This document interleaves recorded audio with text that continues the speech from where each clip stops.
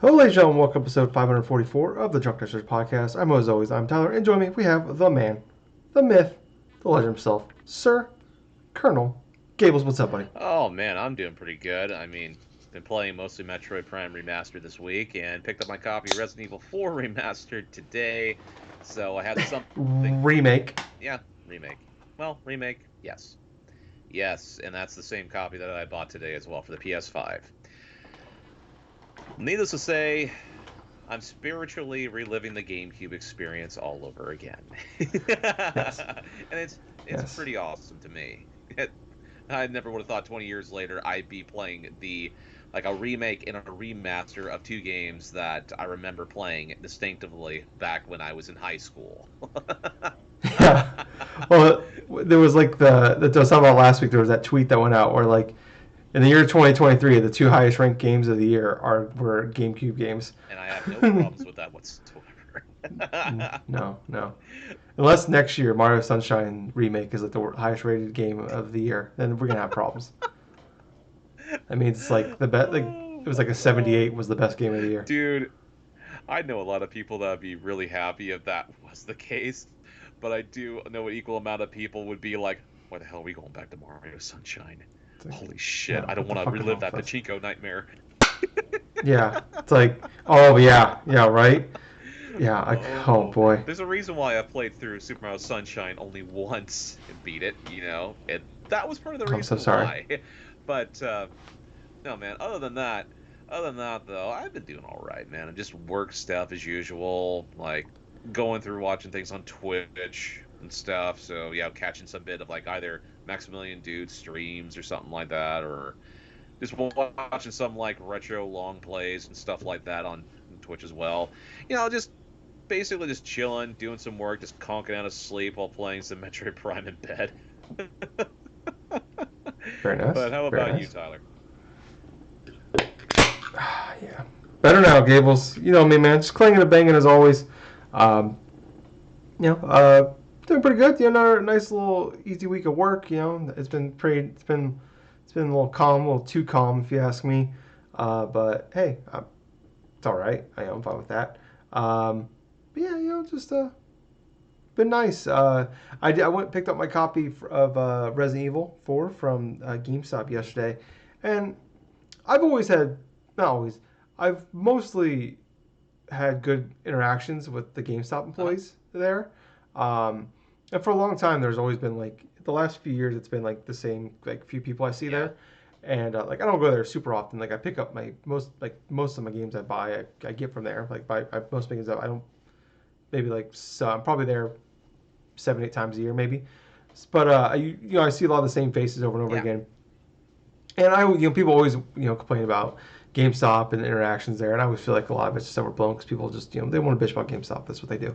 And I've been going to this one for 20 years now, and yeah, like there's definitely been like the fair shares of like you got a bad management group in there, or you get some bad interactions here and there and stuff. Like I remember we had like one manager that one of the managers there. Like I remember Justin and I would go there together a lot, and there's one manager actually who was really cool, and we just bullshit about games for like 30 40 minutes. Nice. Um, Mm. and like he was always really cool with us. I mean, he recognized us, and we always whatever. And then like when he left, a new manager came in, and like he would like remember like the Majora's Mask 3DS came out, Hmm. and they were only getting one copy in, and he came in on his off day. Remember we went up there to pre-order. Like that was like I think the new 3DS was coming out with them as well Oh wow. that same day with Majora's Mask. I remember that now. And but there was the Majora's Mask version of the 3DS XL Yes. that was launching the new The 3DS super rare whatever. one. Yeah. Uh, yeah, so they only got one pre-ordered in. Yeah, I remember we went in there and we were like, we're gonna pre-order our 3DSs, but we like if we can get the Majora's Mask one, fuck yeah, try to get the Majora's Mask one. And I was like, Justin's a Zelda fan, so if you can get it first, there's only one to get, obviously you get it. We went there, and the manager was there, and I remember we asked about it. He's like, oh yeah, we only got one, but I got it, and like he was Oh like what? very like proud of himself about it. And it's like, well, fuck you, dude. It's like that's like what a weird humble brag that is. It's like I And don't the know. fact that he I said remember it like directly to you guys and stuff is yeah, like an ultimate. It's like, well, fuck you. Yeah, it's like we like he's like it was kind of this weird thing of like yeah I'm cool because I got it, but also it's like I like that, but it wasn't like him trying to be a dickhead about like yeah I got it so you can't get it. It was just more like he was super proud of himself for getting it, but he doesn't realize he's been a dickhead to us about like he's like zero awareness of it. Um, it's kind of like I remember when, like I went there and I got like pre-ordered the last Uh-huh. PS5 when they went up for pre-order at Yes. that GameStop, and people were like running in. There was like three people coming in after I pre-ordered the last one. People coming in asking about it, and I'm like, man, That's they just sold the great. last one. I was pretending like I didn't get it. I was like, man, bullshit, dude. Came all the way up here. They don't have it. They don't have it anymore. So I was like, I don't want people to know I got one. So I'm like, I don't want anybody to Of know. course, I but would consider that one of your smartest moments, just to make sure you're yeah, not yeah, mobbed. definitely. There's not a lot, so it's definitely easy to be in my top five probably smartest moments. Uh, but yeah, anyways, but like I would say like 9 out of 10 times I've had always positive experiences, no issues whatsoever. Fast forward to yesterday. Uh-oh. I get there, this lady was there. The only like frustrating time sometimes you get there is like when you go talk to somebody and you could tell they're not like a gamer, you know, like Uh-oh. which is whatever. But it's like when you're out talk to them, like, hey, I want to pre-order this game. Yep. So you just kind of like it's like, hey, I want to pre-order, you know, like I don't know, like it's not Zelda or Mario, but like fucking what's a like a non-huge IP game. Um, Non-huge IP game. Let's just say you want to pre-order like Advance Wars or something like that. Advance Wars, yeah, exactly, something like that, or even something like middle tier that's been around, but it's like you know, but like I go there and you like, okay, I want to pre-order this game. I'm like, okay, what console? And be like, yeah, it'll be like Advance Wars, and it's like Nintendo. It's like, or like, you know, something Okay. like that. Like they Okay. don't know anything about games or whatever like that. You know, it's like, ah, God, I gotta explain shit to this person. I hate, you know, cause it's like, I don't know. Anyways, that's like minor gripes. That's like the biggest complaints I've had. Anyways, fast forward to this lady. I'm making the short story very long. Um, I get there. This lady uh, is bigger than me in stature. Okay. Already intimidated, you know. Yeah, I'm not like I am 6 foot tall. I am 6 foot on the nose, you know, Okay. 6 foot tall. Um, yeah, 97% body fat. Mm, But lady is taller than me. okay. Already intimidated. So I get there and I talked about like you know how I was trading some games too, and I talked about like I have Advance Wars and Zelda Tears of the Kingdom. They're pre-ordered and paid off, and I was gonna cancel those and because I bought the voucher thing on Nintendo, so I got them for $100, so I saved myself like $30 there on that. So my plan was I'm gonna trade these games in, get like a card, you know, get the trade in little card they give you, and I was gonna cancel those pre-orders with Mhm. and put the store credit on that card with my games trading in, and I told you know I literally have like 5 other games pre-ordered there as well. Like I literally have every game I want to that's been at this dates right now that I want to Yeah. play pre-ordered out till September. Um, and so I went there, traded in my games, and I want to just put them on the card. And like because there's nothing right now that I want to pre-order. And I was like, I'll just trade these in. They had a deal where you get an extra like 20%. And the lady was like, kind of got a little like I don't want to say upset, but like a little pushy. She's like, well, what about Starfield? I'm getting on Game Pass. Did not like that comment. Did not like the fact I said Game Pass. Uh-oh. Then she's like, okay, well, what about Diablo 4? I'm like, I'm not No, a thank you. Diablo guy. She was okay with that one. And she's like, well, there's that Assassin's Creed Mirage, and I'm like, I'm not a big fan of that. She kept just like bopping out games, like That's what they're like supposed to do now, Tyler. yeah, and I know That's that, something but like that's usually like after like every time I go there, like usually they see I have all these games pre-ordered, uh and like they don't even broach like they know that I know. It's like okay, yeah. this guy knows what his shit like he's you know like he doesn't he obviously pays attention. Like so I've had Advance Wars pre-order there for 3 fucking years now. Like, obviously I'm aware of what's going on. That's a true story. But yeah, like she kept doing that, and I mentioned like I just want on a card, and I'll you know when something comes out, I'll just pre-order it later, and then so finally broke her down and got her to accept that was what I was doing, and then I mentioned that I wanted to cancel those pre-orders Oh no. and put those like, hey, No. can I just cancel these 2 pre-orders and then put them on the card as well? Gable, she did not like that comment. Oh. She did not like, and she got. It wasn't the words she said; it was the manner of which she said them, Uh-oh. and I immediately cowered. I was like, immediately like tail between the legs. I'm like, you're bigger, probably stronger than me, and will kick my ass. And finally, just she broke me down, and I did not cancel the pre-orders. Uh, so they're still there. I gotta go pick up Star Wars next month, Gables. So I'll cancel them then. Hopefully she's not working then, so I can cancel them then. Uh, but I was You know what's going to end up happening, right? You're going to have these things not canceled, then you're going to have a couple of these extra copies and probably give them the yeah, I'm junk. gonna end up buying these games I don't want because I'm scared of this lady. Oh my gosh, Yeah, dude. yeah. So that's what I dealt with immediately. Yeah, she scared me. And just like, like you don't want the receipt, do you? I'm like, no, I don't need the receipt. That's fine. Which I really didn't. But even if like I did need the receipt, like I was like, no, that's fine. You can keep the receipt. If you want the receipt, you can have the receipt. You know what? I don't need the receipt. That's fine. It's fine. I don't need anything. I'm leaving. Or like I was on the like, do I buy something? I don't know what to do here. She wanted me like at one point she was like, why don't you go take a look around? I'm like, no, I just want Resident Evil 4, and I'm like, I'm good for right now. I was like, oh well, there's some deals going on. I'm like, no, that's. And she's like, so but I at one point did do a quick like lap around the store because I was like so scared of her, and like I started looking, and I was just kind of like I wasn't even like focusing on what I was looking at. I was just like, is this long enough? Have I looked long? Like how long has it been? Has it been like 30 seconds? Has it been like 90 seconds? I don't know. It was like the reverse you being a child on Christmas Eve, where like you can't wait to like. It's like, oh man, it's probably been like 20 minutes. You look, it's been like 2. Or like when you're in school, and you just want the time to go by as fast as possible. Yeah. And that's kind of how it was for me at that point. I felt like I was in school and she's the teacher, but like instead of like, like you just want to go home. She was like standing there like with the fucking with the pallet or what the fuck's a little wooden mallet thing? What the fuck it's called? That she like with the holes drilled into it so they get more fucking speeds to hit you with. That's how I felt about it. Very dummy mommy situation there. But yeah, it was that was my GameStop interaction yesterday. It was very weird. I felt very emasculated. Which to be fair, I'm not a very masculine man anyways. So it wasn't a big teardrop for me, but whew, boy, that was weird. That was a weird experience. But anyways, guys, this is a video game podcast.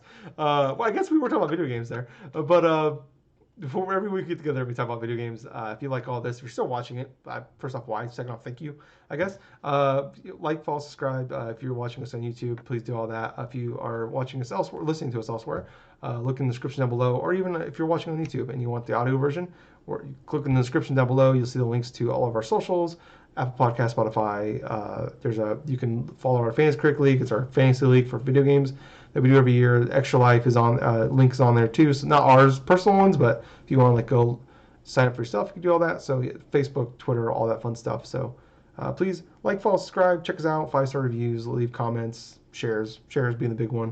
The more you guys share, the more helps us out. But yeah, that's all that, Gables. But we're in a weird news part right now where like we've been very spoiled the last for it feels like a long time now. Where like every week, like it felt like for a long time, where like I was having to cut shit out because there was so much news. Yes. Or like we were like speeding through things, and now the last few weeks it's been a little leaner, which that's fine. It's kind of like getting like, but like I said, we've been very spoiled for a while now on this stuff. So, there's been some things going on. So let's jump into it here. We got Spider-Man 2 apparently is coming in September, which VGC and a couple other people have already kind of not reported, but have kind of mentioned that they've heard that September was the time period in which it was going to come out, which Spider-Man 2018 did come out. It was the Friday going into Labor Day weekend.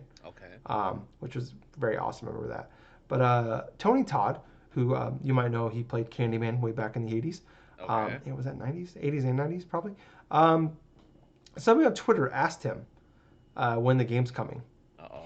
Which I'm sure, all of them, all the actors, people working on the game, directors, all PlayStation themselves, get asked that question a million times a day. Well, I don't think Tony Todd gets that question asked a lot. Because he responded, looks like September. Massive publicity coming in August. Commercials start dropping in August, so I'm told. Hold on to your ... and hold your breath. I want to know what that ... means. Was that I want to? We really need to do a deep dive in that one. But anyways, it's gonna be necessary. Then he kind of did. He deleted the tweet a few hours later, but obviously, it does take long for those to get screenshotted. And then he kind of retweeted later, kind of like, well, I fucked up.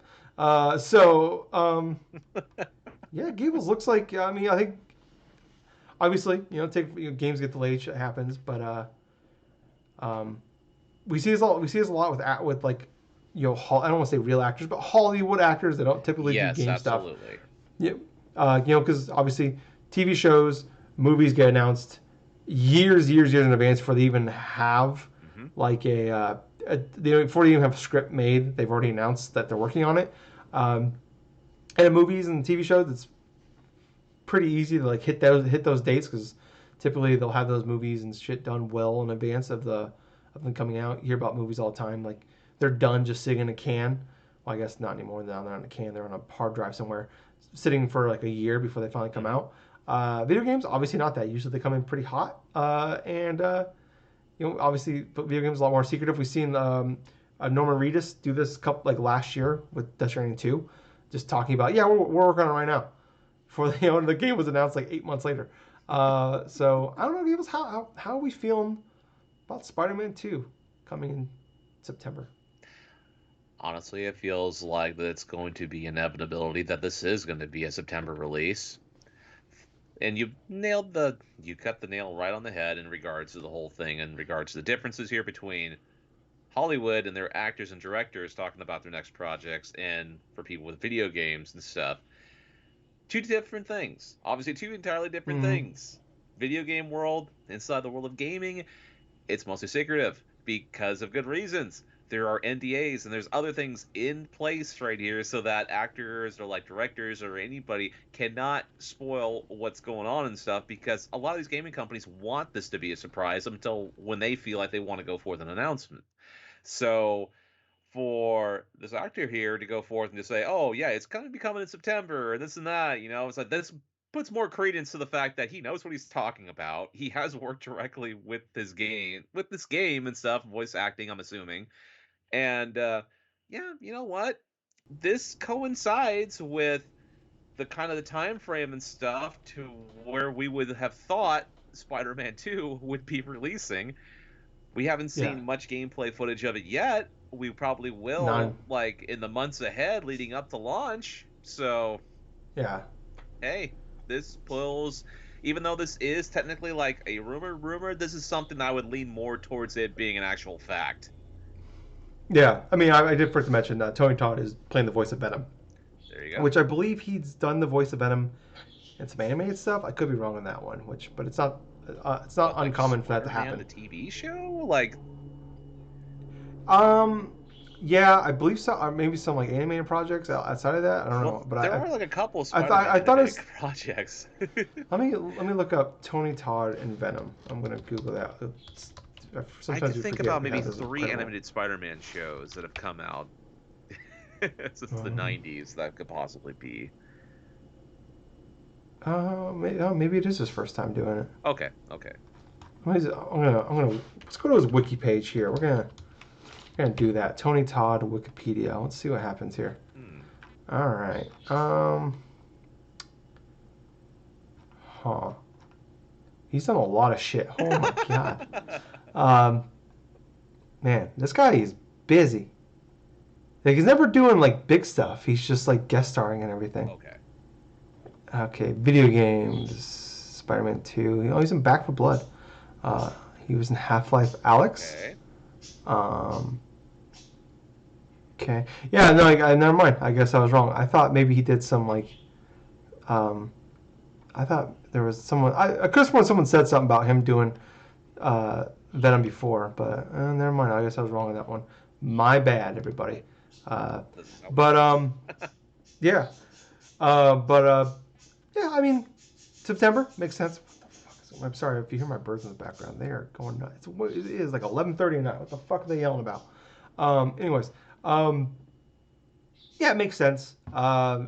This is kind of what we all thought. We kind of mentioned in the past of September. Even in it's very rare that we see kind of the Spider-Man was like very rare, like one of the few games from PlayStation in the last decade, outside of last year, really outside of 2020 when they launched a new console, Hmm. and then last year when God of War came out, where they put a big first party game out in that area. And typically, all their games come out, the first 7 8 months of the year. You look back the last, really since the PS4 launched, Yeah. even before that, like Last of Us came out in the first Last of Us came out in June, shit like that. So yeah, I mean it's very rare to do that, but like Spider-Man is probably the biggest IP out there. Hmm. If not, it's top 3 5. It's as far as like mainstream appeal. Spider-Man 2018 is the best-selling PlayStation game of all time. I know Miles Morales. I don't know. We got like I don't know how updated the numbers were, but also sold extremely well. Hmm. Um, it's probably I wouldn't be shocked. I wish they gave out more specific numbers, but I wouldn't be shocked if it's probably one of the best selling games on PS4 and PS5 so far. And we've seen that like consistently for the first couple of years, really until Horizon came out last February, Yeah. um, where like that game was in the top 20 NPDs every month. Miles Morales was. Um, Makes sense. I'm just kind of I'm curious like how it's going to work with Starfield. Like Hmm. I don't think they're necessarily. I think like in the gamer sense, it's an argument like what's bigger. But I Yeah. think like in like outside of our bubble, Hmm. like I always talk about, we always look at the NPDs because like kind of takes us out of our bubble and we see a lot more of like what goes going on. We always understand the industry and consumers a little better with the NPDs. You look outside the bubble. Obviously, Spider-Man 2 is gonna be much bigger Yes, it will. than Starfield. Even though Starfield has it's Bethesda behind it, it's a new IP. When we shocked, a lot of people don't understand. This is the Skyrim and Fallout people. But also Starfield's gonna be on Game Pass. And That's the biggest thing. You got the marketing budget of Microsoft. So maybe those kind of even out a little bit. But yeah, I don't know. I'll tell you what, Gables. If this happens, um, I am not looking forward to the internet. Well, I guess like I never really look forward to the internet, but I'm definitely not gonna look forward to the video game internet in the months leading up to um, these games launching because you're looking at Xbox versus PlayStation, and it's Oh, gonna be I the see. most annoying. Like I do a really good job of like kind of making and crafting my Twitter the way I want it, where I just see the shit I want to Uh-huh. see. Sports, it's like NFL, basketball, wrestling, video games. That's like 95% of what my Twitter is, and that's honestly, if I can make it 110%, I would. But obviously, you can't help what people retweet, and I am not looking forward to the shit that I'm gonna see on this goddamn fucking uh, app. I'm not looking forward to what's gonna happen on Discord. I'm just not gonna look forward to it because it's gonna be like Oh, it's gonna be a you bloodbath. think. God, I mean, what if like Nintendo's gonna really piss us off? Like, we're like, was it September 6th? We're gonna have Starfield. September 20th, we're gonna have Spider-Man 2. September 13th, we're gonna have Metroid Prime 4. Like Oh, that that's would what's be gonna happen. And it's hilarious. gonna be, God damn it. Like I could see it happening. It's like, hey, you guys have been waiting a decade, like more than a decade for this. We announced this game 6 years ago. Here it is. We're putting it in between these things. We're gonna Titanfall to it. Um, Oh no. yeah, I don't. God, I could see it happening. Or like the next 3D Mario games coming out, in September. I don't know. Or the Um, next Nintendo yeah, but console. yeah. Oh yeah, they're gonna launch. Yeah. Oh my God. Well, we might as well just put that out there that that's a possibility too that we can't God. dismiss. Part of me, it's like that sick part of you, like that meme where it's the sicko meme. The guy's on the looking through the windowsill. Haha. Yes, yes. Like part of me is like that guy, like wanting to see this world where that happens, but also like I don't want it to happen. If we could just get like I mean, it'd be great if we got Spider-Man in July because we could play it earlier. That's But true. like, part of me is like, can we just push it to like January at this point? Just get it away because I don't want to hear it. I don't want to deal with it. I don't want to hear it. Um, but no, I don't know. Yeah, but like you said, I think makes the most sense. They did say fall, and I do think. I mean, obviously, we don't know a lot what's going on in the second half of this year. I mean, like the first half of this year is pretty stacked. Um, Absolutely. and then you look past June, like July, we have Pikmin, and Starfield is in September. And I don't And think we have anything else. we Nothing else don't has a date. know right now in terms of like the vast majority of games that are coming the second half of the year though. That's the thing.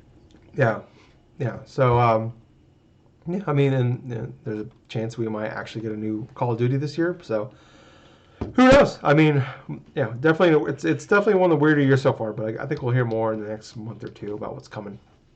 Well, Gables, let's move on. We don't typically cover previews, No. but I thought this time we make an Okay. exception.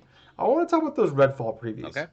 Um, and I gotta say, I'm coming out. You know, I'm talking about. I've been very concerned about this game because I felt like the way they were showing this game felt like they're like hiding some stuff from us. Yeah. You know, like they're like cutting to a lot of stuff and like showing like this kind of looks like games of service stuff, but they're trying to hide the games of service stuff. Mm-hmm. Uh, well, kind of some good news here is that it looks like it is not a games of service game. So they had preview events. Mm-hmm. Everybody got to play a bunch of people got to go and play the game for 90 minutes, but it's all single player, which is kind of weird. But all played for 90 minutes. I got to play the first like a little bit of the first area. A couple, it was like fairly early on in the game. But everybody kind of just said it's basically like um, more like it's more like a Far Cry or more like a map game, Oh. but with an arcane Huh. twist, which actually sounds kind of awesome. Obviously, it depends how crazy in the map game world are we getting with this. Are we getting like Far Cry nowadays, like shit with it, or is it like because they mentioned Far Cry 2 specifically, which I'm cool with that. Like I would, I love a good map game, but like I miss the days of like the Far Cry 3 map game where there's like here's a slightly smaller world with a lot less bullshit in there to do. So, but the previews have been pretty positive. You know, it seems like obviously it's like more hit and miss, but something interesting out of this. One of the directors of one of the main producers of the game, rather, I think Chris Smith was his name. Yeah. He did an interview, and he talked about. So there was the issue with people were kind of one of the main things that I think a lot of people were freaking out about was the always online aspect. And that's where I Yes. think a lot of Yes. people were coming had that is this game's a service. So he did come out and he talked about it. He said we have to do some things that encrypt your save games and do a bunch of UI work to support it. And so we are looking into. I'm not supposed to promise anything, but we are looking into and working actively toward fixing that in the future. Talking about always online for single player aspects. Obviously, multiplayer got to be online. It allows us. So part of the reason why he talked about it, though, the reason why they were planning on doing it and had it built in was it allows us to do some accessibility stuff. It allows us for telemetry. Like if everybody's falling off ladders and dying, holy shit, that shows up, and so we can go and tweak the ladder code. There are reasons we set out to do stuff like that. He also talked about like if there's a boss fight or something like that, and it's like everybody's just plowing through it, or it's like everybody's getting their ass whooped at it. They kind of change change the difficulty of it, stuff like that, which is all that's totally fair, totally Right. you know no complaint. I totally understand why they want that. They did mention that there's no microtransactions. There's no storefront. There's nothing like that. There is a season pass you can buy. I think it's $30. That has like extra characters and content and stuff like Okay. that. So But something that we as would expect from like a game like yeah, that. yeah, but there's no like we're not trying to sell you gear. We're not trying to like it's not like when you buy the next Ubisoft game and you open up you like the day the next Assassin's Creed or Far Cry comes on, you go to your main menu, you look at your map, you go over one screen, and here's a Yes. storefront with like here's if you want your horse to dress like a unicorn, or if you want to dress like um, in like super like crazy gear or whatever, or have better weapons or double XP shit like that. Which who would ever buy double XP? If you What want a to dress dumbass is like that too? Mr. Beast, here you go. Oh God, Gables. I hate everything you just said there. Um, but yeah, I gotta say, like, I don't like. I'm not like. I am less relieved about it, and like the fact like they said they can't promise it, and it doesn't sound like it's gonna be there like day one. Um, my only thing with like always online when I hear that stuff, like my issue was like my concern was like honestly it's like a small thing, but I think it's important for a lot of us is like just pausing the game because Yeah. like that's the thing that like turns me off to like some others like obviously like when I play Destiny 2 I try to get into it like obviously like I try to jump in here and there and it's like you're like multiple content drops behind and there's just so much shit added and like it's a totally different game 2 years later or your power level's way too low or just like that the part honestly the biggest thing to me sometimes when I'm playing the game like because some of those missions are long It's like I gotta pee, really bad, or my dog's staring at me because he's got to poop. It's like, sorry, Lou, I'm 15 minutes into this hour-long Oh mission, my and god. there's no way I can stop. Like, like obviously like Madden, like they have an offline franchise mode or an online. And I always do online, which means I have to be connected to the internet. But there's benefits to that, where like if they do updates to the game, like they do changes to like the franchise mode. If I'm on offline, I can't like whatever the day one game is, that's what I get. But like online, those the changes they make affect and make my game it makes it better unless they accidentally delete my save. But I don't know, like I can understand that argument, and I'm totally fine with it. Like I think he did a good job. I think the fact that there's no microtransactions, no crazy bunch of anything like that, like Right. is awesome. My biggest thing is I just want to know I can pause the goddamn game. Honestly, that's my biggest like issue. I'm not like anymore like about the game itself. I'm not like all of a sudden like 10 times like the previews didn't do anything to like holy shit I can't wait because I don't know. I think I'm curious what like Arcane can do with like a vampire Far Cry game. Like that sounds like it could be really cool because like Arcane makes really great games, obviously, and I think they have some really cool like um, you know twists to some of the games they make. But I don't know. I mean, it's coming to Game Pass, so I was always gonna play it. But like I am now going in way. I'm definitely more optimistic about the fact that I'm gonna play this. Like before, like I was like, oh, I'll probably play it for a weekend and move on. To like, Right. oh, maybe I can dump a 10, 15, 20 hours in this thing. What about you, Gables? Are you any more excited about Redfall after this? Well, after the preview stuff, I mean, there's definitely some positives here. One, the always online thing is being looked into and is most likely going to be changed in regards for more conscientiousness brought up to people that just want to play and enjoy the single player aspect of it. I mean, that's pretty cool in my honest opinion. Because the couple of kisses of death for a game nowadays is like one, a game that has to be always online even if it's a single player experience, to any type of like live service esque type of things and stuff being present inside of your game, because you know how certain gamers just don't want to be nickel and dimed or really bothered in order to like go into a lot of that different stuff because we've seen them all ad nauseum for a lot of these free to play games.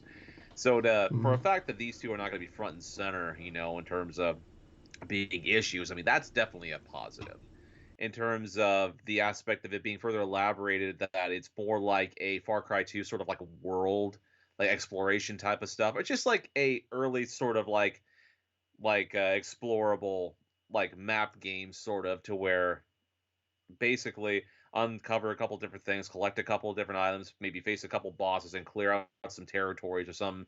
That could be fun if it's presented like in a good creative way, something that we're not really akin or used to. I'm looking forward to seeing if Redfall hits on that. But I think the most positive thing I could say really about Redfall is that yeah, it's actually when I think about it, the funniest parts about the best things I think about for Redfall is like it doesn't have those things that are going to be keeping it back. Hopefully, like what I just mentioned, in regards to like live service stuff or like always online for single player stuff. But yeah, having the option to pause in the middle of the game would definitely be a good idea too. I mean, multiplayer stuff, yeah, I can understand you don't want that, but in a single player game, a lot of us have lives that we have to attend to. We work full-time jobs. I mean, for God's sake, I have limited time as it is too. Let me be able to Yeah, fucking pause definitely. my game so I can take a shit.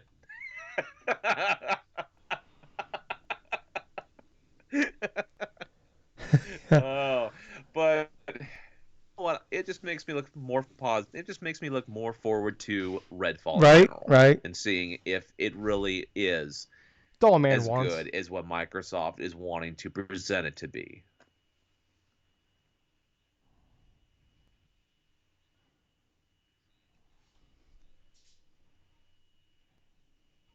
Okay, let's see. Yeah, I'm with you. Um, but let's move on, Gables, to our next topic here. Hmm. Gables, this one might be a little more up your alley, buddy. F-Zero Okay, so the last might major be F getting a Zero remaster game that came out for the from Nintendo Next systems Level was Games, and on this is the supposed to GameCube, be the Game Boy GameCube one. Was Advance it GX? Was that generation, so what it that was? stuff. So yeah, Um, F Zero GX came out for the GameCube, but there was also an arcade equivalent, AX. And the thing about AX is in Japan, they had these arcade machines, with F-Zero AX, and you can bring your GameCube memory card and insert the thing you got special cars and special costumes and like special goodies that Nintendo only did in Japan. That never came stateside. But as far as for the Game Boy Advance, there was two games. F-Zero, like the one that launched with the Game Boy Advance, and then F-Zero GP Legend, which is technically the last F-Zero game that Nintendo released before it being dormant for so long now. But anyway, continue on. Yeah. Yeah. Sorry. So I just realized that I had my for people listening, if you're still here, I had my headphone, my microphone was set up for the wrong microphone, so I Uh was talking, so my audio for was coming through my oh. camera instead of my microphone. So I just fixed that. So I apologize for like the first like 35 minutes of that podcast. I was like trying to get like from like why the is my audio level so fucked up here? I just figured out why. Um, but anyways, yeah. So F Zero GX apparently is being remastered. So Nate the Hate, who's been pretty good about leaks in the past, and especially on the Nintendo side, um, mentioned back in January that there was an F Zero was in production somewhere, and it sounded like a remaster. Um, and there was another, Oh, Nintendo I Prime. want to say Yeah, Nintendo this is Prime's his another name, Nintendo YouTuber. a YouTube Yes. account. Yeah, and yeah, so they, I guess they in the past have nailed some leaks, but have also, they are very iffy on Hmm. some of their leaks. So obviously take this with a gigantic, this isn't coming from like a Jeff Grubb or like say Nate the Hate or some of the people that we know in the Emily past. Like Rogers. Emily, yeah, Rogers, like she was always really good as well, but I think she said she's done because she got too much harassment from people about I people get mad don't at her blame about her. leaks. Um, yeah, so she's like, I'm just done. Anyways, so this isn't from those people that we know of, but apparently Next Level Games is working on this. What is interesting though is they just put a game out. So it sounds like this game, from according to Nintendo Prime, obviously once again giant grain of salt here. Um, the the game is supposed to come out this year, maybe. Next Level. So the only thing we know, Nate Tate said it's an F-Zero remaster is in development. All this other stuff is from Nintendo Prime. Next Level Games is working on it. It's coming this year. Mm. But we do know for a fact that Next Level Games does have two different teams. And they're the people that made like the Mario Strikers Battle League that came out last June, and before that they put out Luigi's Mansion 3 that came out in Halloween Mm. 2019. Um, so it's not in the realm of impossibility here that maybe one of those teams is working on it, and then I was hoping that we get Luigi's Mansion 4 soon, but maybe that's not happening. But I don't know. It was like I am not the F Zero guy at all. Um, like I remember I remember I had the Game Boy Advance one because when I Yeah. got my that Game Boy Advance for Christmas that year, that was like one of the few games that was on there Yeah. at launch. Yeah. Uh, but yeah, like those games were always really hard, so I was never any good at them. But how excited are you about possibly a comeback of F Zero? First off, I would definitely be excited if F-Zero came back in a big way for Nintendo systems. I mean, we're talking about a game series that's been around since the Super Nintendo. That these games were at launches of different Nintendo consoles throughout the years. I mean, obviously for the Super Nintendo being one back in '91, and then like obviously the launch of the Game Boy Advance and stuff like that with that F-Zero, I think Maximum Velocity, I think it was called. Now that I think about it, but well, yes, they were major milestones in regards to like the racing games on Nintendo systems. These were like fast-paced games. They were pretty challenging in some aspects and stuff, but they were incredibly fun. I mean, hell, a couple years ago, I played through F-Zero X on the Nintendo Switch online service and stuff. I think it was like last year now that I think about it. But that game was super fun and it was super addicting too. This game that game held up for years, and now I can understand why people incredibly loved that game. In terms of the information that was provided to us by Nintendo Prime, I am really holding this with a grain of salt, though, because Nintendo Prime has stated things in the past and stuff like that he's gotten from certain sources and stuff, and he ended up being wrong for quite a few of the stuff that I can remember. But there are some things that he did hit on the head. I recognize that, but Yeah, like he's one he was one of the first people that leaked about Tears of the Kingdom OLED Switch, which hasn't officially been announced yet, but It's one of the worst kept we've secrets for seen pictures of it. Nintendo right So at this moment. yeah, But yeah, I give them credit for that, for the leaking of like this Zelda OLED Switch. But in regards to that, I mean, if I had to take a choice between either trusting the speculation of say Nintendo Prime over say someone like Nate the Hate or something like that, I mean, obviously I would drift more towards Nate the Hate because he has more insider knowledge in regards to that. Like him, Jeff Grubb, and even like certain other game like other people in the game. Jason What's Schreier, that?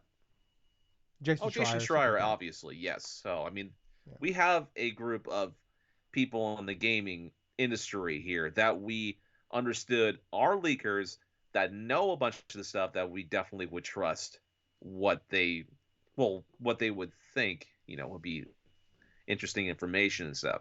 Doesn't mean these guys are always going to be right, mind you. I mean, Jeff Grubb kind of learned Yeah. that one the hard way last year. Yeah. Yeah. No, But he took an L. He was eventually right with he Metroid. was, He was but they eventually right. delayed it by out of To 2022. cost him his hair. Cost him his hair and oh yeah, his hair and his beard, I Yeah. think. Mike Minardi lost his beard, which Oh. let's never speak of that again. But having the thought of a remastered F-Zero game intrigues me.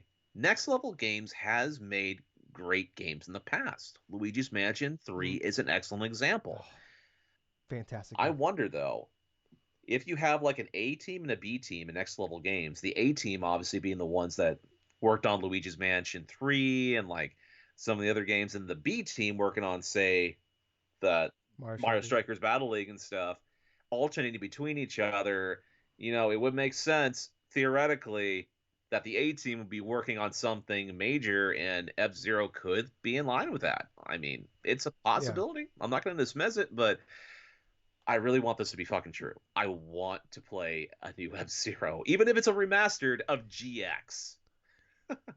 Yeah, which I mean, honestly, is probably the best way to do it, like because it's been a long dormant franchise, and it'd be quicker and cheaper to just bring out an old one instead of just like trying to redo it. Like we heard all the rumors about Oh like yeah. the Star Fox F Zero game from years ago.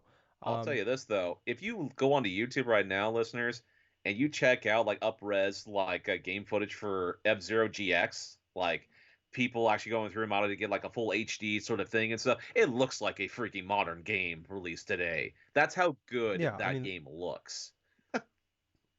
yeah, those games have always run super duper well, so I wouldn't be shocked. I mean, just imagine if they built one on like the next Switch console or something like that. I think it would be amazing. Yes. But I mean, it's something I talked about a while ago, where I feel like Nintendo is in the last year or two has probably realized that that market of like reselling, those 64, the Game Boy games, the NES, Super NES, like reselling those games piecemeal to us, like that market, that those days are not over, but They're getting into the probably twilight years of it. yeah, like I mean, what we have now is probably the best, smartest decision they can do business wise of like making us pay yearly for this service. We just you have it's like a I don't know, like a Game Pass, their version of a Game Pass Yeah. where it's all their old games. Um, and this is probably the best way for them to do it instead of like, I'd like it if they still let us like gave us the option to rebuy them, but whatever. Um, but I talked about this a while ago where they realized probably that those days are over of like of doing that, but there's this untapped market of GameCube Yes, there games is. where they can resell. Like obviously we've seen them in the past, like do the HG remakes or remasters of Wind Waker and Twilight Princess, but we haven't seen them do much other than that. No. Now we're seeing Metroid Prime remaster. They put Sunshine out with the Yep. 3D All Stars. Um, now F Zero. I mean, and because the GameCube for first party, there's not a massive amount of games that they could probably do that with. Like, but Hmm. there's enough that like, but I mean, there's a little bit of juice you can squeeze out of that lemon. And I feel like I mean F Zero is probably one of those. I mean, I don't know if that'd be the one of the next games I go to. I think about it. I don't Maybe know. Like it's. first I'm party, not too sure. first, F Zero would be a good one, but another one that I really would like to see remastered and put out in a modern day is a remaster. Chibi Robo. No, not Chibi Robo. I'm talking about Paper Mario: The Thousand Year Door. That's obviously number that's yeah, exactly. Like that's what I mean. Like F Zero, not Like that would not be the next one I go to, but I mean, yeah, like I said, it's not a big mark. But yeah, Thousand Year Door I think is That's the the go-to one. biggest no-brainer right there. Yeah, I would love like a man. It's been so long. Oh, Was that the last good Paper Mario game we had? yes, well, actually, when I think about it, the last good Paper Paper Jam Mario game, sucked. in my honest opinion, was not a traditional Paper Mario game, and that was Super Paper Mario on Wii. I loved playing that game. That was That game was fantastic. good. That was a good game. Yeah, With I'd actually like a remaster of that game because I fell off. That was a weird time frame for me where I was very bad at like finishing it had like games. a 2.5D Um, thing where it's like it was I a 2D loved it. game, It and all was of a so sudden you cool. switch the Wii remote sideways or whatever the hell And it is, and it just yeah, it went was like over third somewhere. person. Yeah, I would love it. And they remember it was very funny. Like they had like Final Fantasy references in that Oh game yeah, too. Um, yeah, I guess you're right. Yeah, but because yeah, the 3DS and the DS ones all were garbage. that's the Um, thing though. They didn't really plan out a lot, like in terms of making good Paper Mario games pass, because they drifted away from what made the Paper Mario games like initially what you know like decent like RPGs with great story and characters and stuff, and created more. they just made their own Super Mario RPG. That's the Yeah, thing. It's like they did Super Mario RPG, that collaboration with Rare. I'm not Rare, but fucking Square Soft back on the Super Nintendo. And once SquareSoft left for PlayStation back then, they had to take the remnants of that and created the Paper Mario series. But it's become less of a fun game series and more so of a kind of like a bland sort of afterthought with certain gimmicks kind of tossed into a fray. No real character development and stuff for no real like the gameplay's not great. gameplay or something that's consistent. No real like No building of RPG. like memorable characters or something like those early series games did. Oh God, the biggest egregious one is like with freaking like oh God, what was that freaking one for? Oh, Sticker Star. Yeah, I absolutely hated that Sticker Star was 3DS game. offensive. That was It's so still baffling dumb. to me. They made a turn-based RPG game with when there was no levels or experience points. They It's did like, that. No experience what was the points with point? turn-based RPG battles. That made no sense. Yeah, At that point, it it's a is. platforming game. Yeah, yeah. It was a borderline walking simulator because there was no point in battling. It was Um, inserted to make the game longer. That was an artificial inflation. yeah, it was so bad. It was terrible. I like how we were talking about F Zero GX. We went on a rant about Paper Mario. Well, that's the thing, But though. When we seriously, thought about like games that could possibly be remastered and stuff for GameCube and stuff, F-Zero GX is obviously one. Paper Mario Thousand Year Door is obviously another. So hey, the one. Yeah, that is. Yeah. Yeah, I mean, yeah, like I said, like the list isn't very long, I guess, for like games I could do that with. But I do feel like yeah, there's an untapped market now if there, Sega, and eventually they'll now probably if freaking Sega would get on board and actually remaster Skies of Arcadia, I mean that would be freaking amazing. Gables. Don't do that to me. I actively try not to think about that game. One of the greatest games of all time. I'm gonna talk about one of my favorite games of all time as a kid. Skies of Arcadia Legends is probably fourth or fifth as far as like games before I was like able to buy my own games Mhm. when I had like a full time job. Like Skies of Arcadia Legends, probably the fourth most important game to me as a child. Um, my God, yes, please remaster that game. I don't care. Just or don't even remaster. Just let me buy it. Like I will give you the fucking money. Just put the ROM on the Switch, on PlayStation. I don't care. Just let me play the fucking game. We got Rogue Galaxy on PlayStation. Now just give me this, and my RPG ness will be complete. Now give me a good Tales of Symphonia remaster too, instead of that bullshit they give us now. Um, Mm, but anyways, agreed. yeah, yeah. Like I said, untapped market there, and obviously, like I said, take it with a grain of salt. I won't be shocked if it's happening. Like I said, Nate Tate talked about it. I feel like it's probably happening, but take everything else with a grain of salt, I would say. But Gables, something we do know that's happening, just kind of weirdly announced. So Paramount uh, Global's senior vice president for games. What a fucking title Eh, that is. Um, anyways, Doug Rosen said they are making a Teenage Mutant Ninja Turtles Last Ronin game, and this is a third-person action RPG. And he said that they're kind of like using God of War 2018 as kind of the as a comparison point for what they're going for. Mm. Um, so I kind of know some spoiler stuff on it, not the spoiler. So kind of the idea of this game. So I'm not going to say anything here, but the kind of background of this is it's years later, so they're no longer a teenager, but the city is ruled by Shredder's grandson, and only one of the four turtles remains. His brothers are all already dead, um, and they also said that the game is a few years away, but we also don't know who's making it, and it's also like the turtle that you're playing as are in the comic. It's a comic short they made. Like it's only like 5 comics, but you don't know which turtle is the last one that survives, and he is using all of his brother's Mm. weapons as well, and like he is straight murdering folks. So this is not I'm not expecting this game. I don't know if it's how gory it's going to be, but this will not be like a rated E for everybody type of game, No. I imagine. But um, I've always heard the story. I'm not like I don't know the story super duper well, but whenever I hear people talk about it, it always sounds fucking awesome. Like it's been probably one of the biggest things of the Turtles this century, because the movie's been pretty terrible. But yeah, I said maybe Shredder's Revenge, I guess. But in that we don't need to talk about that shitty platinum game. But I don't know. It was like I, obviously like the issue is here. How big is the budget? Who's making it? Because like obviously the idea of like a triple A fucking non kitty TMNT game where you're just fucking people up. Uh, I mean it's dark and gritty obviously because the other three turtles are dead. Hmm. Um, if like done right, sounds fucking awesome. Hmm. Like this is like what I want from like turtles nowadays. Like obviously like Shredder's Revenge was amazing, and that's like obviously one of the best games of last year. But if we can get like a full fledged big budget fucking Last Ronin game for TMNT, Hmm. like with a good studio behind it, please God, yes, take all my money, take everything I have besides Louis. You can have it all. Like I don't care. You want this beer that's half drink? Take it. This Sephiroth amiibo? Take it.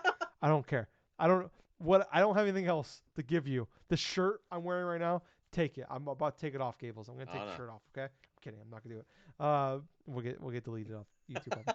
Uh, we'll have to do the podcast on Pornhub. Um, but this sounds awesome. I want it so fucking Hmm. bad.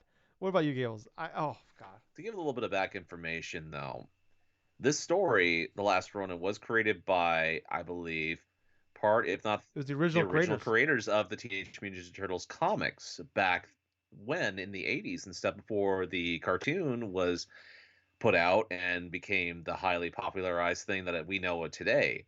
So the comics back then were pretty dark. Not like dark to the extent of The Last Ronin, mind you, but I am really excited to see what is going to go on inside the development cycle for The Last Ronin. If they're aiming towards a Mm-hmm. God of War like 2018 sort of like emphasis on it in terms of the action, in terms of the cinematic, in terms of like whatever that they can. There's a couple of studios I could think of that could potentially go and probably probably give The Last Ronin justice in that regards. Santa Monica. Oh, oh fuck, dude! If Sony Santa Monica were to get that IP, just to have the Oh my aspect of god. doing that, that would definitely. Corey Barlog with TMNT. Fuck yeah, I'm all in. I mean, it's a possibility, but yeah, you better believe they're probably on the scale of like planning the next God of War game. At least in the planning Yeah. stages for that. But I could potentially see Capcom possibly putting something into play because let's look at it this way: DM and Oh yeah, Devil Devil May May Cry. Cry, they definitely have a pedigree Yeah. in terms of making fast action games, and because this is TMNT, sort of like this is the Ninja Turtles universe and stuff, fast pace sort of action, like all sorts of various like craziness going on and stuff. I mean, that could potentially be one of them and stuff. Another thing, Team Ninja. Team Ninja could definitely be something. The only thing I'm concerned about is the story. I guess the good news is the story's already been written, Yeah, so they just don't have to fuck it up because, oh boy, those this stories is pretty suck. much like an action, sort of like a revenge style of story, quintessentially the Last Ronin, because it's basically the turtle that we don't know at this point. I mean, obviously the story has been out since like 2020 and stuff, and done extremely well. So people already know who the turtle is, but think about it. It's a revenge story to where the last remaining turtle wants to get revenge on Shredder's grandson and stuff for his brothers and stuff and his master Splinter and stuff and blah blah blah. So in order to do that, there's definitely a couple of studios that would work. Capcom, because of like their development stuff right there. I mean, we could actually see, like you said, Team Ninja could possibly be an option as well because they make some great action games as well, in that regards. If we got A tier platinum, Yeah, Platinum Games could definitely be a but I possibility. want A tier because I've seen we know what D tier platinum can do. We've already seen a TMNT game made by D tier And platinum. we already So know what F tier Platinum can do. Astral Chain. Oh God, right in the heart. Oh man. But anyway, basically any type of game dev where they've created like intense action games could potentially be on the table here. So it's like a varied sort of like speculation at this point. The Last Ronin could definitely be a fantastic game. I mean, I personally would love it if, like, say, a Capcom got their hands on this IP and like they did something along the lines with that. But if it's something to where like the creators say of Hi-Fi Rush were to have gotten something like that, after the craziness that they went through and stuff, Oh my God, Tango making the game. It's dude, if also, I mean, Tango, these are Capcom if people. freaking Tango were to get their hands on that IP, off the success of how Hi-Fi Rush has done this year, and they take a few years to try to develop that, that would be crazy as shit. Or, even though I know this is not going to happen and stuff, if Insomniac Games were to go forth and try to take this shit, Oh God. uh, every company that I'm naming right here, like any type of gaming studio I've ever named, it's just really just driving Tyler's imagination like through the roof. It's like the possibilities. What's that movie with Billy Crystal and the lady's like eating the dinner? She's like, yes, yes, When yeah, Harry met and Sally. like the yes. I feel like Sally right now, and you're Harry. And, I am all aboard anything. Um, God damn it. The problem is like everything we just said. It's gonna be like some studio like who, and it's gonna be like some team that Konami hired to make some shitty Silent Hill game a decade ago. Oh The Metal Gear Survive team's making it or something God, that would stupid be like such a that. deflating experience. But I don't believe that's going to happen. Say with the Last Ronin. I hope not.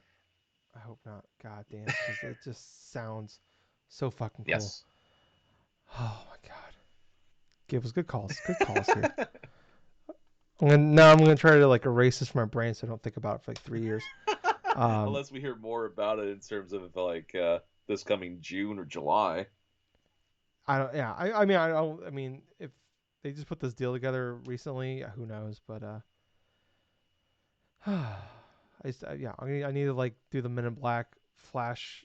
Forget this thing ever happened and be excited when they announce it years later or like a year or two down the Right. line. Um, but Gills, let's move Yeah. on. Move on to some other news this week. Smaller stuff here. So, Horizon Forbidden West, the DLC is coming out April 19th. Okay. They announced that it's called Burning Shores. They finally had it come out for pre-order um, on Wednesday. And shockingly, Gables, Yeah. um, what do you think the price point on the DLC for Horizon would be? You know what? I thought it would be like a $40 expansion personally. That's exactly what I was expecting. It's only $20. Crazy. Yeah, so I'm kind of it's weird because that's like speculatory. It's like I thought it was gonna. If they're gonna do like a $20 thing, you think it'd be like you would think automatically it's not gonna be that long of an experience. yeah, that's kind of what I'm not like I guess like if it's $20 and it's only a few hours, whatever, it's only $20. But Yeah, I mean, if they charge 40 in those few hours, I'd be a little more pissed off. But uh, it's weird that they put out this. The game's coming in like 3 weeks away, and we have yet to see any gameplay for this That's thing. concerning. Literally, they put a new trailer out, and it's literally the same trailer that they did before. They announced pre-order now. Um, so I don't know. I mean, I guess it's not like super concerning because this isn't like a you know like a big $70 game. This is just a DLC for a game that we already know, and it's just hey, Yes. here's more of it, and you're gonna be in LA. But I don't know, very weird. I just thought it was kind of weird the way they just kind of like dropped the trailer. It's 30 seconds long. It's like boom, here you go, pre-order now. And I'm like, okay. I mean, I was gonna pre-order regardless, but then, like I said, I was fully expecting to pay 40, $50, and it's 20. So I don't know. Obviously I'll be able to play it here in a few weeks, but hopefully it's something good. Speaking of something that's probably not gonna be good though, Golem, Oh, the Gollum, Lord of the yeah. Rings game that was announced literally in 2019 to come out in 2020, and then has been delayed. I don't even know how many times at this point. Finally got a release date, Yep. Gables. Come out May 25th, I believe. Is that what I wrote down here? Yes, May Ooh. 25th. Gables, fun fact about Yeah. Golem. It was the first next gen game announced. How interesting that that was the first next gen game announced, and it came out 3 years after the next gen consoles launched. Yes. So this game has been in development hell for a long time. There's like a preview event that happened a few weeks ago, and people will talk about it. And I guess they were like emphasizing the fact this is not a stealth game, guys. This is not a stealth game. This is not a stealth game.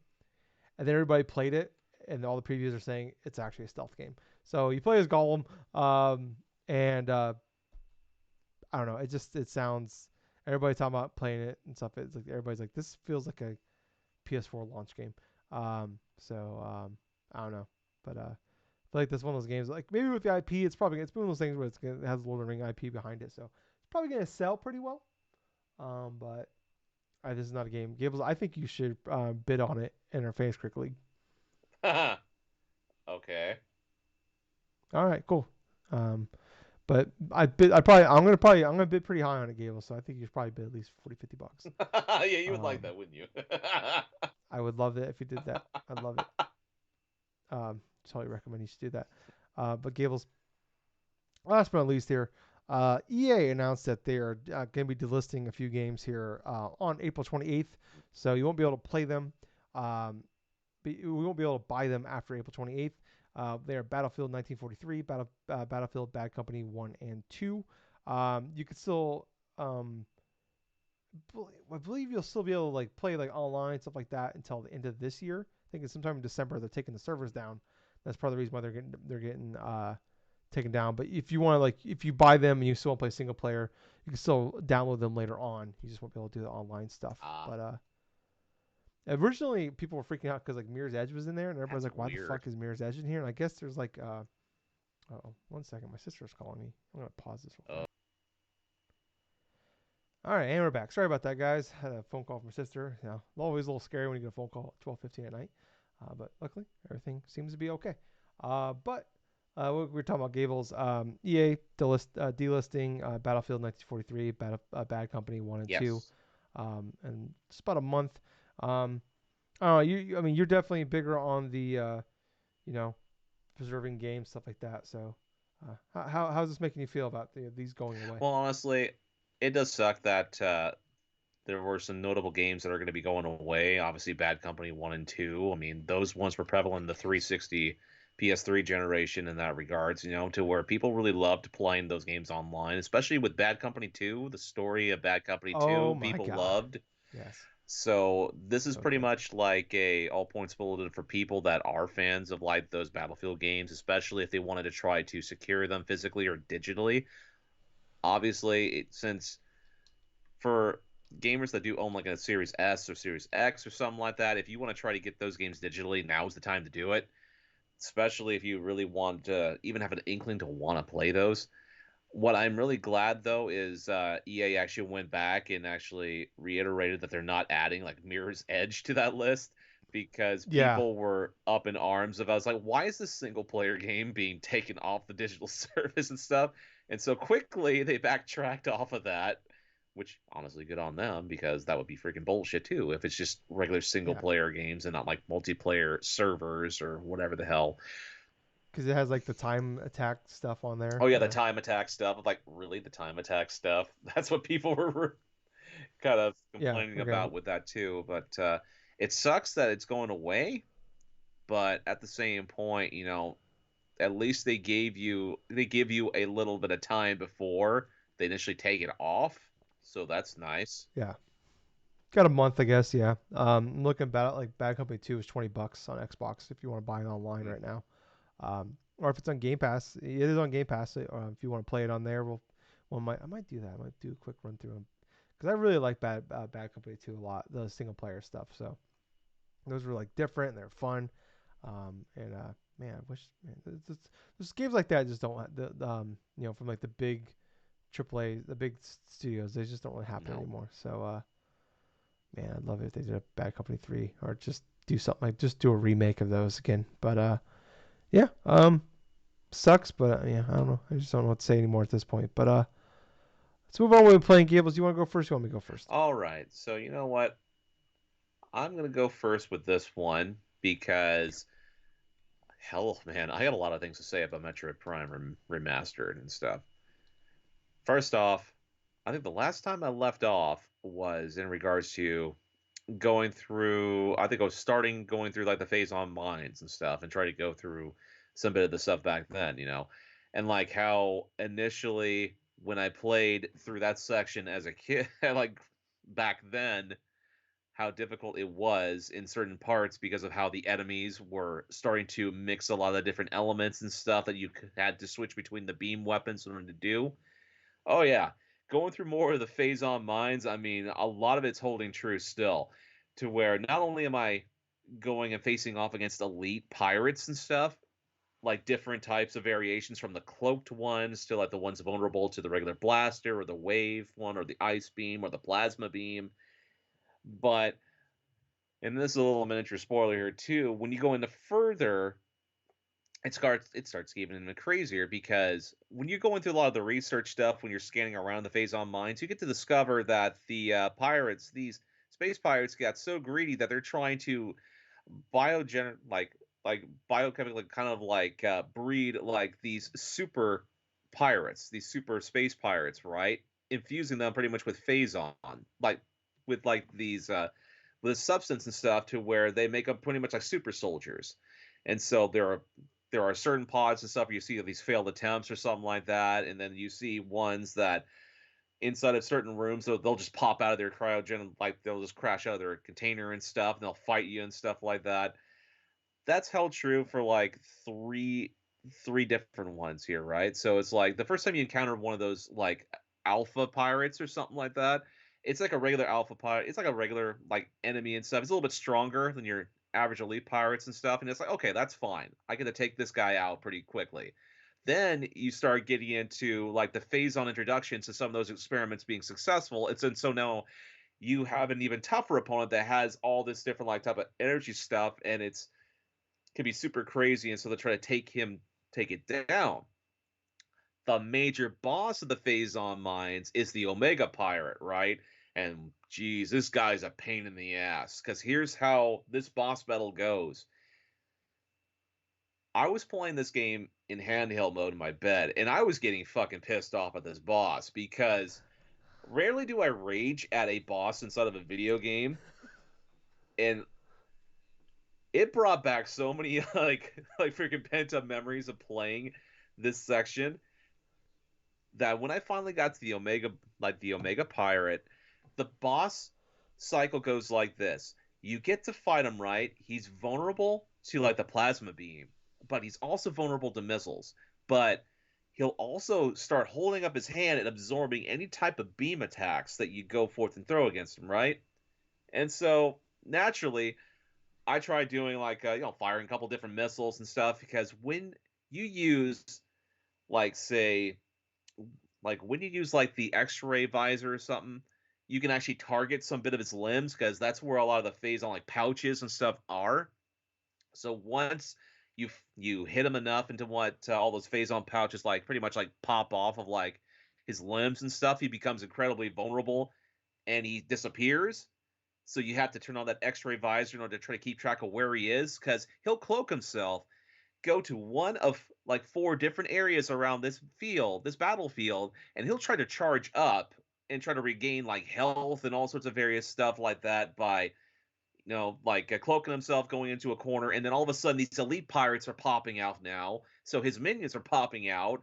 So having to adjust between the different beam combinations in order to try to take out those guys, on top of flipping up the visor, on top of doing a charge shot, taking like firing at the center portion of this freaking Omega pirate and stuff, doing some bit of damage incrementally.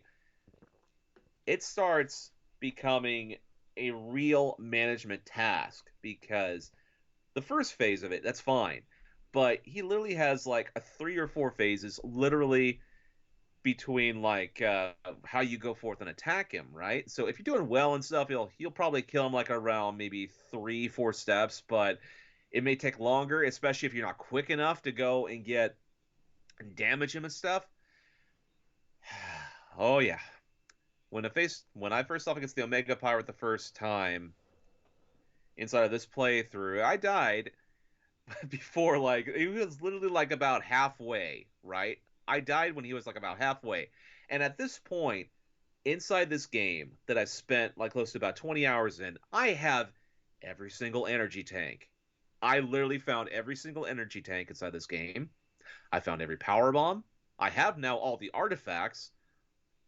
With the missile expansion, I'm missing 2 missile expansions. I almost Jesus. have all 250 missiles inside of this damn game. I still need to try to find those two. But regardless, going back to this boss, I lost the first time. I did a little bit more management on the second time, right? And I managed to go forth and beat him like after about a good solid like fucking 10 minutes of playing this damn boss battle, because I did the management stuff like I said before, but it started getting crazier when this like phase 2 goes on or phase 3 comes off and stuff like that. But finally, when I got those down, and then he was finally at a sliver of his health and stuff, I managed to plow through and beat this Omega pirate. Once you do that and stuff, like a couple of different things happens. It's like you'll get the boss, the cutscene for this boss, if you defeat it, he'll fall on top of you, right? And you think, oh shit, okay, I'm gonna be dead or something like that. No, that's how you acquire the Phazon suit. So this dude that's been charging up and stuff falls on top of you. You absorb pretty much his like the entire like his power and stuff, and now you have a Phazon suit that's added on top of what you already have. And so now you're resistant to a lot of the environmental like stuff inside the Phazon mines. Because the whole thing of this area is you have to avoid like the Phazon crystals and all those other type of stuff that are around, because they'll do damage to you. They will kill you if you stay inside of an area for too long.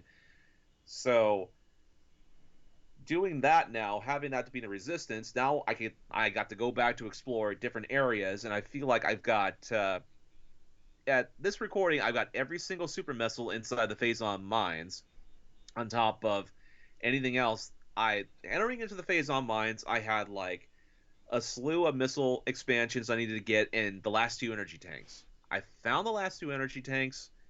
I got, I believe, like 4 or 5 energy tank expansions and sets. Now I'm just missing 2, and I don't know where. And it's gonna piss me off. But in regards to in regards to the game itself, it's been absolutely fantastic, from me starting it all the way going through the different areas, all the nostalgia hits, all the different changes, the control style stuff that I've really got adjusted to now. The different powers make absolute sense. Exploring the different areas and stuff to find out little secrets or get a little bit of tidbits of like information upon certain characters or certain like creatures in the environment. It's been really addicting. It's been really fun, just enjoyable to try to learn more about this game. In regards to that phase on mind stuff, it's a challenging area. There's no like doubt about it. because you get to face off against these elite pirates that have different like elemental weaknesses. The same holds true with the Metroids that are inside this area too, because there are two different types of zones, two different types of like areas inside the Phazon mines, where it's Metroid like Quarantine A and then Quarantine B. Quarantine A and B have these Metroids where, okay, you get to go forth and kill these Metroids like you normally would, like inside other area, like in other areas inside this whole general level. But once you kill the Omega Pirate, they start to evolve. And by evolving, once you start attacking them, they split off into two Metroids. And those two Metroids have elemental weaknesses that you have to switch through. So, to my shock and horror, while I was going through and trying to take out one of them with my plasma beam, all of a sudden it split off into two, and I'm thinking to myself, okay, there's different colored Metroids. What the hell's going on? One was weak to wave, one was weak to ice, and I had to do charge shots and try to kill them inside 3 or 4 shots in order to try to take them out so I can navigate throughout this level. Because here's the thing, you can't just casually go through the quarantine levels, like the quarantine areas inside this zone, without being attacked by these Metroids or even their bigger equivalent, these Hunter Metroids that just do long distance shots at you. Because when you try to avoid them and try to go and stuff, they will chase you down and they will bump you off of platforms on into the very bottom of the goddamn area that you're at, which happen to be like 3 or 4 times. And I'm like, fuck. And I try to go back again, try to jump these platforms. All of a sudden, I have a Metroid that's going through and just jumping on my head like a freaking head crab and trying to suck the life force out of me. Like, oh, Jesus. And now I have to go into morph ball mode in order to press a bomb in order to get the damn thing off of my head. And it's like, I'm really glad I quit playing this game when I did. oh, no, man. It's like, granted, this is an amazing game. It's a fucking fantastic game. Yes, there are some frustrating moments. And yes, the later areas of this game can be difficult, but I'll tell you what is in store for me next. Other than like getting the last couple of missile expansions, the last portion of the game is definitely one of the most memorable. I am so close to getting back to like the Talon overworld to go back to that whole Chozo like area. This area in general, once you have all the artifacts and once you open everything, it allows you to open up the that area to where you get to face off against the final boss of the game. But before you do that, guess who you have to face before you go through and get to that end area? Dark Link. No, Meta Ridley. Oh, man. Dude, I remember the Meta Ridley boss battle so well because that's part of the reasons why I gathered all these missile expansions. Because Ridley inside the past Metroid games, it's a son of a gun to try to take down because you need all those missiles. But oh boy.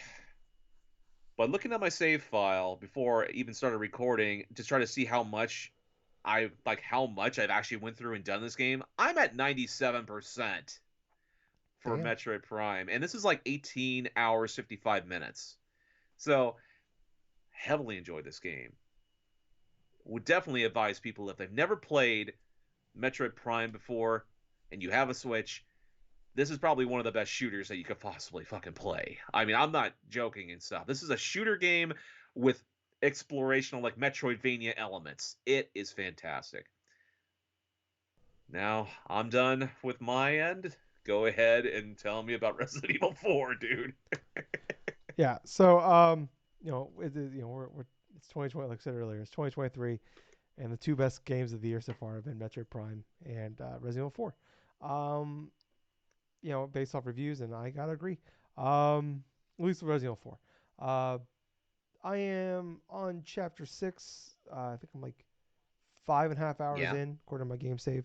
Uh, and I've talked about, if you're first time whatever listener, you've listened to a long time.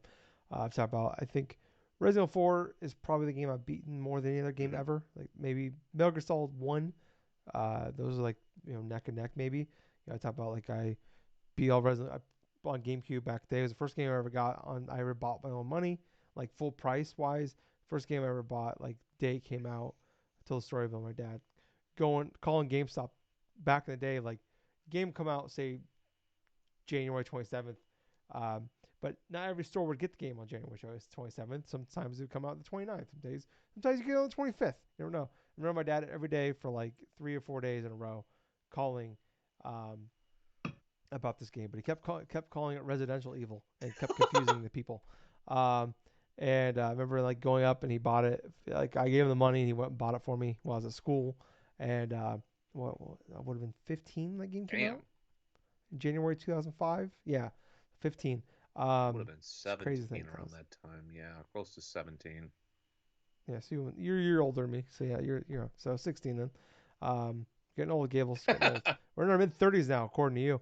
Um, but yeah. So like, yeah, I was trying to find the steel. I still have the steel bookcase at my parents' house. I couldn't find it though. It's in the Oh, basement somewhere. I need to look for it. But I have it, and it came with a little Ada Wong figure and oh stuff. wow. But anyways, so I when you're young like that, um, you don't get a lot of games. No. You get them for like Christmas, birthdays, and then you might make some money on the side, mowing lawn, shit like that, and you can or trade games in and stuff like that. But like this is one of the games like I would just play over and over and over again. Like I bought everything, I maxed out everything, I replayed the game over and over and over again. I remember like I beat it, like I was like I'm gonna beat this game without dying once. I'm gonna beat this game in 3 hours. I'm gonna beat this game with killing 1,000 zombies. I'm gonna beat this game with killing as few zombies as possible. I'm gonna beat this game. I remember I beat the game and finally I got to the point where I bought the infinite rocket launcher, which I think it was like $1 million in-game Mm. dollars. After I maxed out every other weapon, and replay the game one more time, only using the infinite rocket launcher, and just basically like one shot of my way through the entire game. Um, and I remember like beating Salazar with like with one shot and shit like that. But anyways, I have not replayed this game since then. Like that was the last time I beat this game. I thought like I've replayed it on when they put out like the 360 version, HD Yep. version. I went back and played it. And I played a few hours of it, and like it's like, oh, this game doesn't age super duper well. And I kind of moved on from there. That's, I mean, I think I beat the first like boss. I think that was the last thing I did. Um, but I've talked about, like I'm not like the type that's like you gotta be like I am very much of like I imagine like like the people like the Final Fantasy 7 remake people that are like totally trust them and I'm not like you need to stick exactly to the story. You need to nail all this stuff. And it's like I am like after like playing Resident Evil 2 and 3 remakes like and 7 and 8 where those are gone, like I fully trust you, especially after Village. I'm like I trust with whatever you're gonna do. Like the story is what I guess it helps too, where the story is like Right. whatever. Like I just need you to have like good modern gameplay, and I'm pretty happy with this thing. And so far they have it's exactly what I want it to be. It's like especially coming off Village, it is just like Village kind of was the first person shooter of Resident Evil 4, and this is exactly what I want it to be. And they've expanded upon it on it in a lot of great ways. We're like talk about this Dead Space earlier this year. Like I love Dead Space originally on 360. I love the Dead Space remake where like they added to it, but like they changed some things, they added some things to it. Like they kind of built upon the game, like added some side quests, stuff like that, and kind of made the game a little bigger, a little richer, and a little like made it a lot easier to like go through the area. It made it a little more Metroidvania Right. like. Where the first game wasn't really like that. And this game, Resident Evil 4 was always kind of Resident Evil Metroidvania like. They've really done a better job, I think, of making it like everything connect and everything just shortcuts here and there, like making everything flow a lot better. And because a big part of that is they have really, really uh, expanded this game where they have like there's way more treasure now. There's way more to explore. Mm. Um, there are like actual like side missions kind of sort of in the game too. Where like there's side missions, but they're not like huge. Like so like the merchant throughout the game, like you'll find like a little note on like a wall, and you really can't miss them. They're there. Or like when you go talk to him, he'll give you some missions like, and it's like kill 3 snakes and sell them to me, or find a golden egg, or kill the rats in this little area here and it's or like go find this like demon dog and kill him, and he's like more powerful than the other demon dogs. Shit like that. Like they're very small and they're quick and easy to do. And if you do those, you get well, like it's a different. It's like a currency that he has that's different than the actual in-game currency.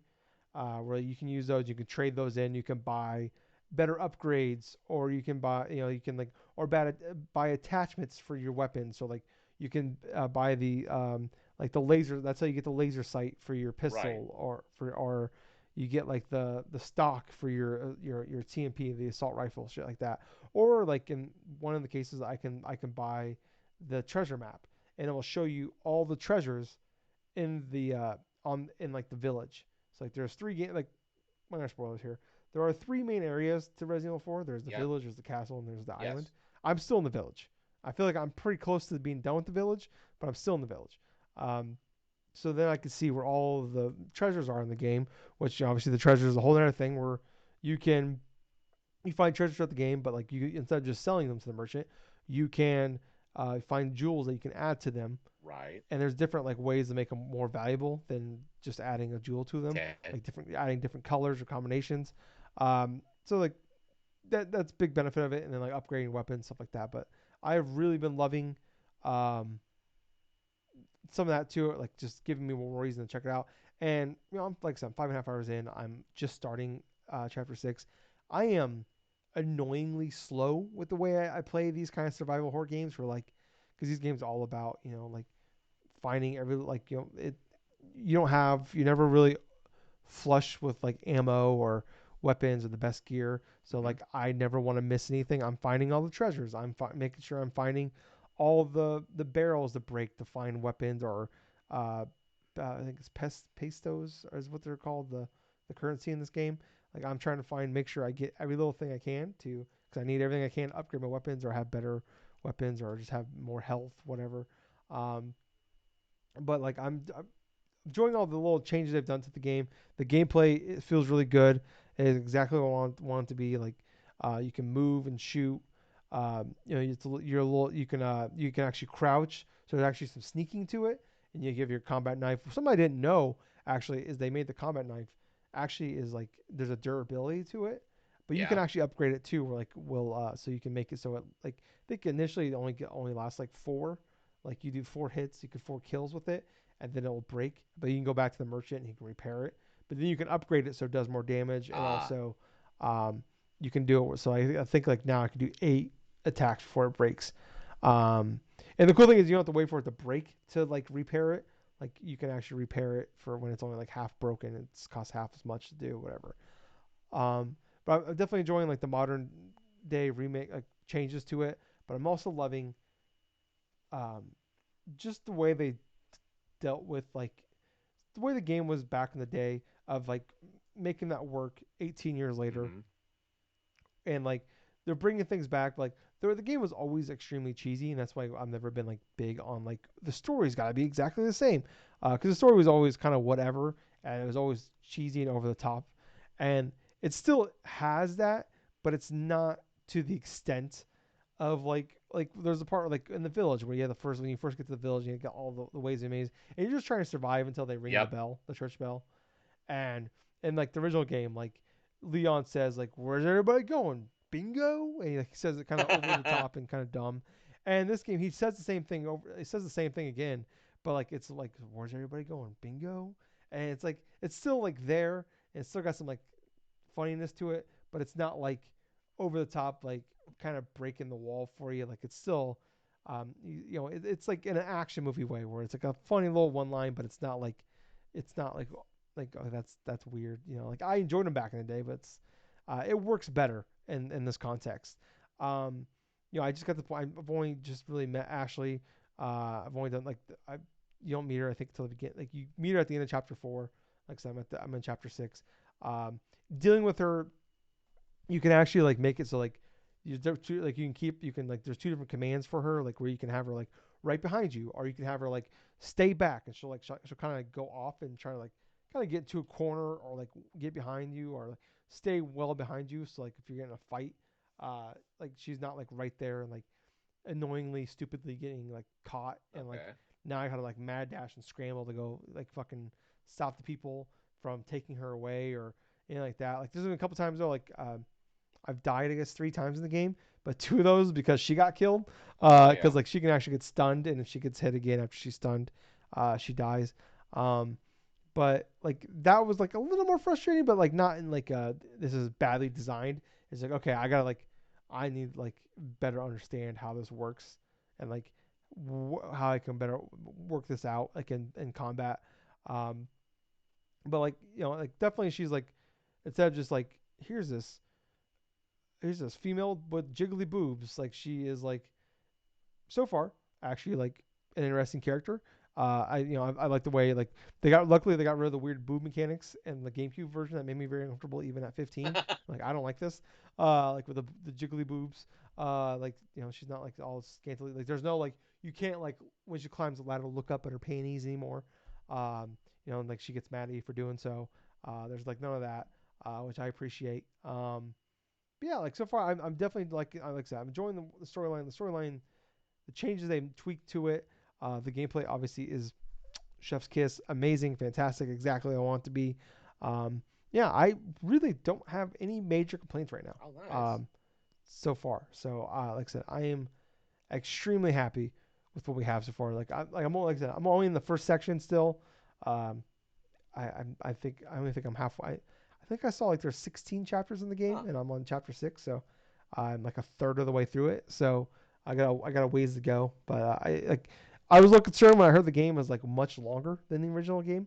Like so I heard like some people it's saying like it's like probably gonna take you like 15 to 20 hours to beat, Hmm. where in the past it was probably 8 to 10 hours. So, but hey, um, as long as it's good and like the content's still like I'm still having a good time with it, like they keep building upon this, making it better. Like they definitely like added upon like Luis, who the guy like who's like one of the other characters you run into a lot in the first game.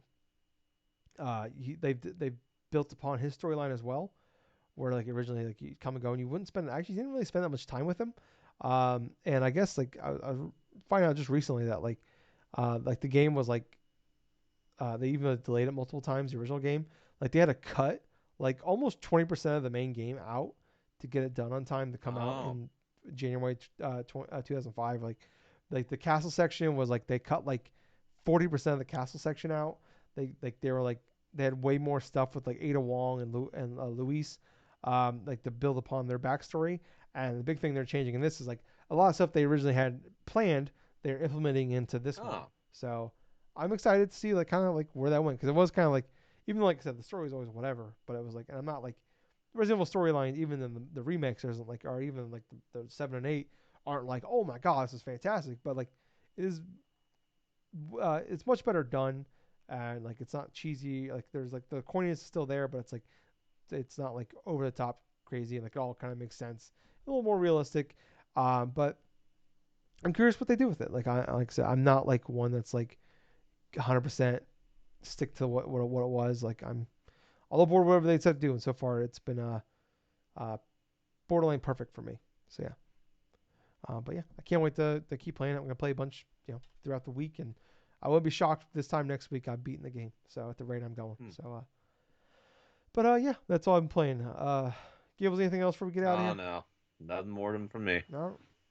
All right. Well, thank you guys so much for listening. Sorry for the issues on my end there, messing with the having the wrong microphone set up and getting the phone call stuff like that. But we'll do better next Mm-hmm. week. But thank you guys so much for watching, listening, whatever. I was I've Tyler. been Colonel Gables. Till next time, everyone. Have yourself a fun time, and thank you for listening to another fun-filled episode of the Drunk Nerds podcast.